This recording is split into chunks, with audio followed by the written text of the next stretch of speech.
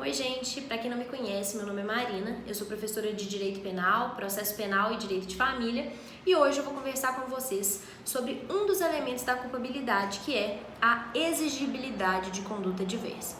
Bom gente, a culpabilidade ela tem três elementos: a imputabilidade, a potencial consciência da ilicitude e a exigibilidade de conduta diversa. E é necessário que nós tenhamos a presença de todos eles para que um crime subsista. Se a gente estiver diante de uma causa que exclua um desses elementos, nós teremos também, por consequência, uma exculpante, uma causa de exclusão da culpabilidade. Mas hoje eu selecionei falar sobre a exigibilidade de conduta diversa especificamente considerada. Então vamos lá.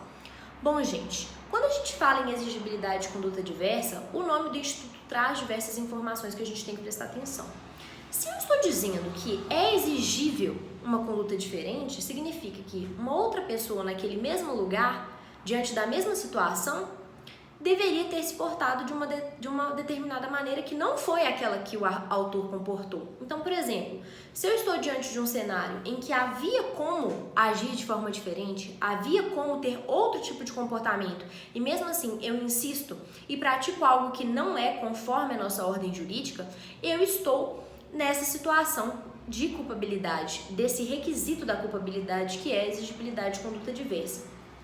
E esse elemento ele é muito importante para a gente perceber que existem situações em que não é exigível do agente portar-se de uma maneira diferente da que ele portou. Então, nessas situações, vai ser possível uma excludente da culpabilidade naquele caso. Mas, em regra, é possível sim se comportar conforme a ordem jurídica, é possível sim se comportar conforme o direito. Então, para que nós estejamos diante dessa situação em que a exigibilidade de conduta diversa vai estar preenchida, nós temos que analisar o caso concreto, o que aquela pessoa estava fazendo, qual foi o contexto em que ele veio a praticar determinado de conduta, para que a gente consiga fazer um exercício de ponderação mental. Uma pessoa de prudência mediana, aquele famoso homem médio, não precisa ser o mais cauteloso do mundo e nem o mais desleixado. Aquela pessoa em abstrato teria se portado da mesma maneira como o sujeito que praticou o crime se portou? Se eu ou se você estivéssemos diante daquela mesma situação, nós também teríamos agido contrariamente ao direito, contrariamente à ordem jurídica?